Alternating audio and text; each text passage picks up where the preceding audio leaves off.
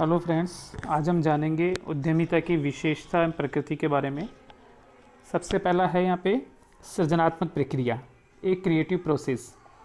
उद्यमिता उपयोगिता कला कुछ भी सर्जित करने की प्रक्रिया है। मतलब उद्यमिता एक प्रक्रिया है जिसके अंतर्गत नए उपक्रमों की स्थापना की जाती है या उपयोगिता युक्त कुछ भी नया सर्जित किया जाता है, इसलिए हम मानते हैं कि एक सृजनात्मक प्रक्रिया है। दूसरा है असतत प्रक्रिया, डिसकंटिन्यू प्रोसेस। उद्यमिता एक असतत प्रक्रिया है, मतलब जो उत्पादन प्रक्रिया में परिवर्तन करने के लिए जन्म लेती है तथा तब तक अदृश्य रहती है जब तक कि कोई परिवर्तन नहीं करना होता, हमेशा चलती रहती है। ऐसा नहीं कि एक बार आपने कुछ नया कर लिया और उद्यमिता समाप्त हो गई, ये निरंतर चलने वाली एक प्रक्रिया के रूप में है। नेक्स्ट है अवसर खोजने की प्रक्रिया। अवसर खोजने की प्रक्रिया, इस प्रक्रिया में उपयोगिता वाले उत्पाद या सेवा का सर्जन या नवाचार करने का अवसर खोजने का प्रयास किया जाता है। इस प्रक्रिया में जैसे सबसे पहले समस्याओं का पता लगाया जाता है कि समस्याएं क्या है, किस प्रकार अवसर खोजा जाए। पहले समस्याओं का पता लगाते हैं, फिर उस समस्याओं के लिए क्या उपाय है, क्या परिवर्तन किए जा सकते हैं, और फिर उसके लिए आविष्कार या खोज की जाती है कि किस प्रकार से हम उस समस्या का समाधान करें। फिर हमारे पास जो विकल्प मौजूद होते हैं उन विकल्पों का हम उपयोग करते हैं जिससे कि परिवर्तन किया जाता है। तो यह एक अवसर खोजने की प्रक्रिया, मतलब कोई भी समस्या जो हमारे सामने आती है उसका जो जितनी जल्दी व्यक्ति या उत्पाद उसका अवसर उसका समाधान जो खोजता है वो ही उस अवसर का लाभ उठा पाता है। नेक्स्ट है नवाचार, इनोवेशन। उद्यमिता नवाचार पर आधारित है। जो उद्यमी नवाचार नहीं करता उसे उद्यमी कहना उचित नहीं है। शुम्पीटर ने कहा है कि उद्यमिता नवाचारीय कार्य है। जो हमने पहले जो परिभाषाएं पढ़ी थी उसमें जाना था, उद्यमिता नवाचार के लिए ही जन्म लेती है तथा नवाचार से ही विकसित एवं सफल होती है। उद्यमिता की प्रक्रिया में उद्यमी किसी उत्पादन प्रक्रिया, तकनीक, सामग्री, संसाधनों आदि में किसी न किसी में नवाचार करता है तथा आवश्यक परिवर्तन करता है। जैसे कि पिछले समय में जैसे अपन ने देखा कि आज से कुछ वर्षों पहले तक मार्केट में हम शॉपिंग करने के लिए, कुछ भी वस्तु खरीदने के लिए हमें वहाँ जाना होता था। अब इंटरनेट के माध्यम से या ऑनलाइन शॉपिंग के माध्यम से हमें वहाँ जाने की आवश्यकता नहीं होती। शॉपिंग आज भी हो रही है, शॉपिंग पहले भी होती थी, मतलब वस्तुएं हम पहले भी खरीदते थे, आज भी खरीदते थे। अब इसमें नवाचार क्या हुआ कि पहले हम वहाँ जाकर के वस्तु देखते थे और हम वो सब वस्तुएं नहीं देख पाते थे, ज़्यादा हमारे को दुकानदार भी नहीं दिखा पाता था। अब ऑनलाइन शॉपिंग में हमारे पास बहुत सारे विकल्प होते हैं, हम उनको देखते जाते हैं, हमें जो इच्छा होती है वो वस्तु हम क्रय कर सकते हैं और वो वस्तु हमें प्राप्त हो जाती है। नेक्स्ट है जोखिम या रिस्क। उद्यमिता की एक विशेषता यह है कि इसमें जोखिम निहित है। सामान्यतः माना जाता है कि उद्यमिता बहुत ही जोखिमपूर्ण है और वास्तव में उच्च तकनीक वाले क्षेत्रों में ये स्पष्ट दृष्टिगोचर भी होती है। इसमें सफलता की दर बहुत ऊंची नहीं होती है, यहाँ तक कि अस्तित्व बचाने के अवसर भी बहुत कम दिखाई देते हैं। मतलब कई बार क्या होता है कि हम जो जोखिम लेते हैं, हम उतनी बड़ी जोखिम उठाने के लिए तैयार नहीं होते या हम जोखिम का अनुमान कम लगा लेते हैं। जैसा हमने अभी प्रारंभ में देखा था कि 70% जो है उद्यम वो प्रारंभिक अवस्था में ही समाप्त हो जाते हैं। वो क्यों होते हैं?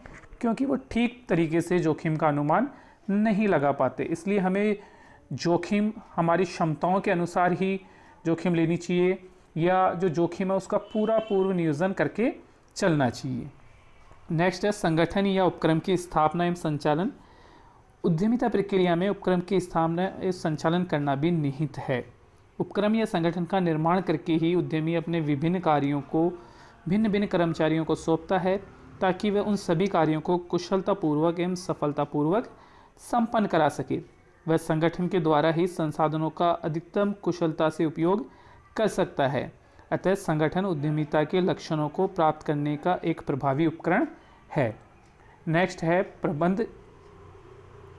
प्रबंधकीय चातुर्य एवं नेतृत्व क्षमता। उद्यमी या जो उद्यमिता है उसकी सफलता के लिए या उसके उचित संचालन के लिए आवश्यक है प्रबंधकीय चातुर्य और नेतृत्व क्षमता। वित्तीय चातुर्य को हम गौण मानते हैं। उनका मानना है कि वह व्यक्ति सफल उद्यमी बन सकता है जिसमें धन कमाने एवं संचित करने की लालसा की अपेक्षा प्रबंध एवं नेतृत्व की क्षमता अधिक होती है। मतलब आजकल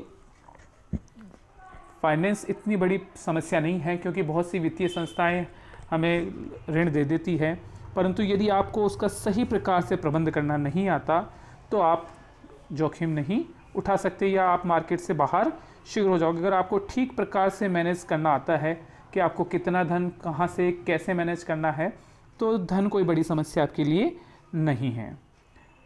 नेक्स्ट है उच्च उपलब्धि की अभिलाषा का परिणाम। उद्यमिता जो है इसकी एक विशेषता ये भी है कि ये उच्च उपलब्धि की प्राप्त करने की अभिलाषा का परिणाम है। किसी भी व्यक्ति में उच्च उपलब्धि की अभिलाषा ही उसे उद्यमी की भावना विकसित करती है।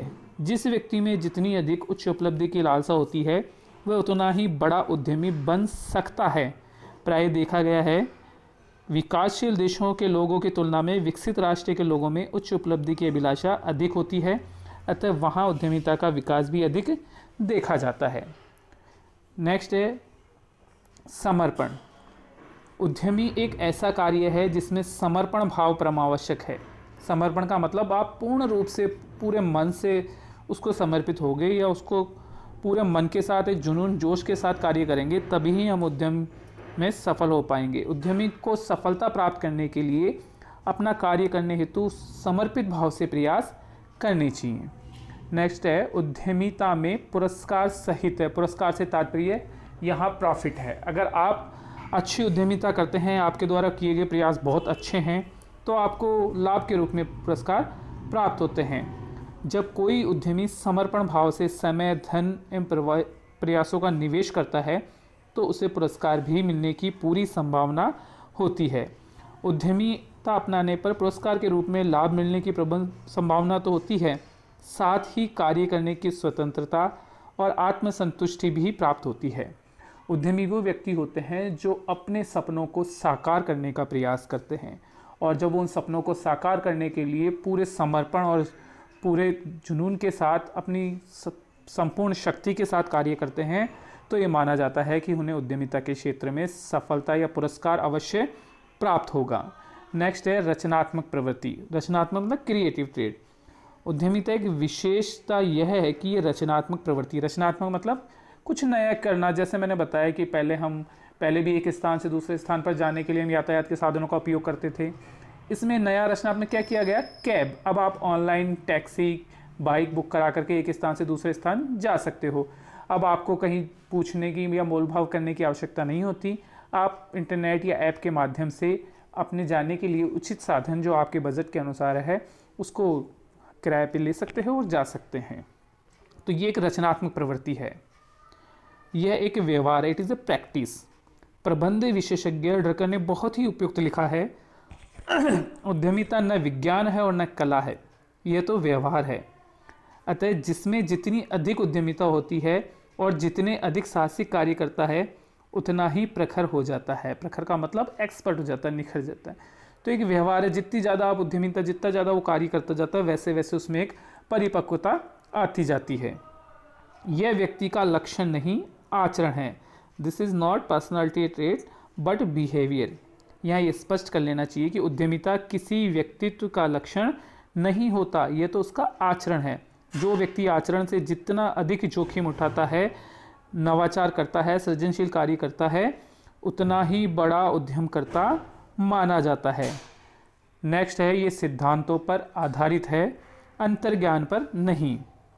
उद्यमिता कुछ सिद्धांतों पर आधारित है, ये किसी व्यक्ति के अंतर्ज्ञान या अंतःप्रेरणा के कारण उत्पन्न नहीं होती। उद्यमिता तो अर्थशास्त्र एवं समाज विज्ञान के सिद्धांतों पर आधारित कार्य का व्यवहार है। नेक्स्ट है सभी कार्यों में आवश्यक।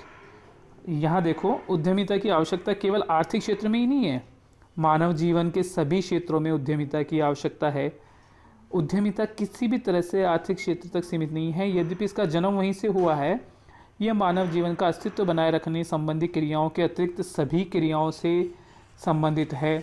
मतलब हमें केवल व्यवसाय तक ही उद्यमिता को नहीं मानना चाहिए। जो भी हम कार्य करेंगे, जिस भी फील्ड में हम नया कार्य करते हैं, जैसे वैज्ञानिक परीक्षण करते हैं, खेल कूद में खिलाड़ी नए प्रयोग करता है, सर्कस में करतब दिखाने वाले अलग करते हैं, चिकित्सा क्षेत्र में डॉक्टर नए तरीके से बीमारियों का इलाज ईजाद करते हैं। तो ये सब क्या है, नवाचार है, और नवाचार मीन्स उद्यमिता है। तो ये सभी कार्यों में आवश्यक है। नेक्स्ट है वातावरण प्रधान क्रिया। उद्यमिता वातावरण प्रधान क्रिया है। ये सामाजिक, आर्थिक, राजनीतिक, भौतिक वातावरण की आवश्यकताओं को ध्यान में रखकर ही लोग उत्पाद और सेवाओं का निर्माण, सुधार, परिवर्तन आदि की जोखिम उठाते हैं। मतलब जैसा वातावरण होगा जहाँ, उसके अकॉर्डिंग ही उद्यमिता की जाती है।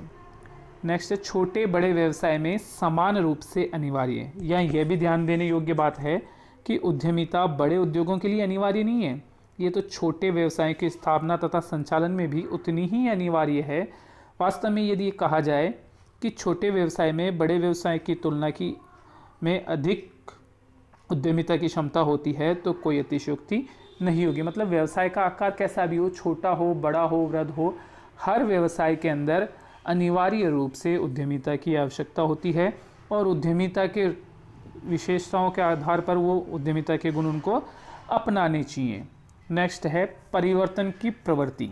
परिवर्तन से तात्पर्य, जैसे उद्यमिता का मूल आधार ही नवाचार है, उद्यमी में परिवर्तन की प्रवृत्ति को ये प्रदर्शित करता है। मनुष्य स्वभाव से परिवर्तन चाहता है। मतलब कोई भी एक प्रकार की चीज़ यदि आपको दी जाए तो कुछ समय के बाद आप उससे ऊब जाते हैं, आप कुछ नया चाहते हैं। तो उद्यमिता को अपनाकर अपनी प्रवृत्ति को प्रकट करता है। किसी उद्यमी की क्रियाएं, नवाचार आदि से उस प्रवृत्ति का ज्ञान हो जाता है। नेक्स्ट है मिट्टी से सोना बनाने की कला।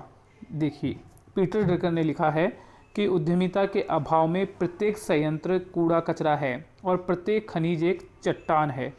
उद्यमिता कूड़े कचरे के ढेर को उपयोगी बना सकती है। मतलब वो मिट्टी से सोना बनाने की कला है। नेक्स्ट है जीवन शैली। उद्यमिता कुछ लोगों की जीवन शैली, मतलब लाइफ स्टाइल बनती जा रही है। जीवन में नए परिवर्तन करना, किस तरीके से नए नए संसाधन, नवाचार ढूंढना, ये एक जीवन शैली के रूप में अपनाया जा रहा है। और एंटरप्रेन्योरशिप या उद्यमिता आजकल एक पेशे के रूप में, इसका पेशे इसलिए मानते हैं कि इसके लिए एक विधिवत प्रशिक्षण, एक अभ्यास भी किया जाता है। ये थी उद्यमी की विशेषताएं। ये टॉपिक यहीं समाप्त हो गया। हमने 3 चरणों में इसके उद्यमिता का अर्थ, उद्यमिता की अवधारणा, इसकी प्रकृति और प्रकार के बारे में जाना।